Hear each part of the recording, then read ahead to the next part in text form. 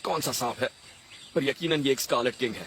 और इसकी पहचान है ये धारियां और इसका रंग। ये देखिए, यहाँ पर एक लाल धारी है और उसके बाद काली धारी, मतलब ये स्कारलेट किंग ही है। और इसके बारे में यहाँ एक बड़ी पुरानी कहावत है जो है red on yellow kill a fellow, red on black friend of Jack. और यहाँ लाल धारियों के साथ काली धारियां हैं, मतलब ये जहरीला नहीं है, ये कुछ नहीं करेगा। अक्सर ये शिकार को जकड़ता है और छिपकलियां और छोटे कीड़े खाता है।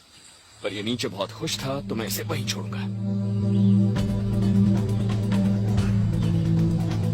एवरग्लेड्स बड़ा ही अनोखा है। यहाँ आपको कई अलग अलग तरह की जगहें मिलेंगी और हर एक में अलग अलग तरह के खतरे होंगे। अब मेरे सामने एक दलदली जमीन है।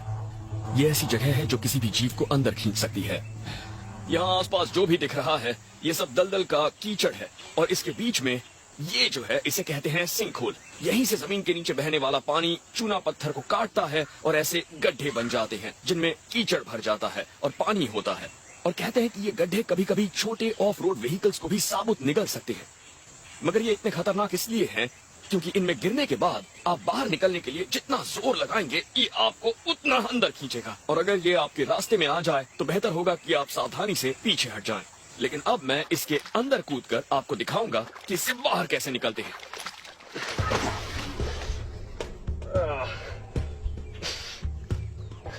अगर मैं बाहर निकलने के लिए जोर लगाऊंगा तो ये मुझे अंदर खींचेगा और इसीलिए इसके अंदर से बाहर निकलना इतना मुश्किल होता है।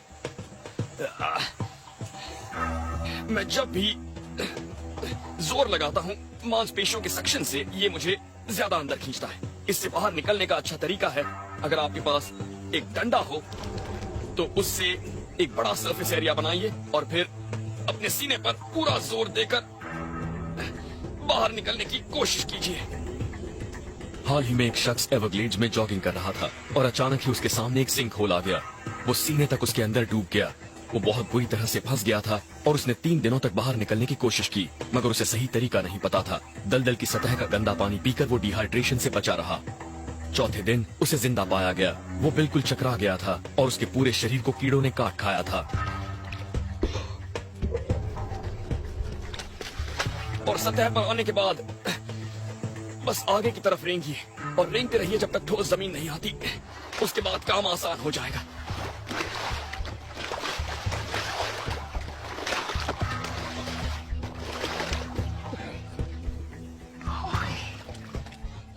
अब सोचिए उस पर क्या बीती होगी जो इसके अंदर 4 दिन फंसा था।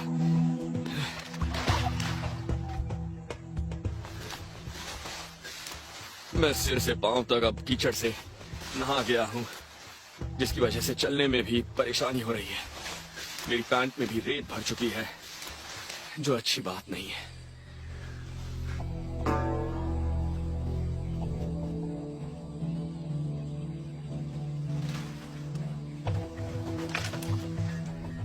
मुझे सामने एक बाड़ दिख रही है और उसके आगे एक बड़ा नाला और सड़क भी है।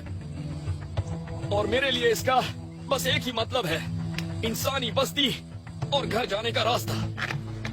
एवरग्लेड्स में अगला पेड़ भी आपके बाहर निकलने का रास्ता हो सकता है और इससे यही सीख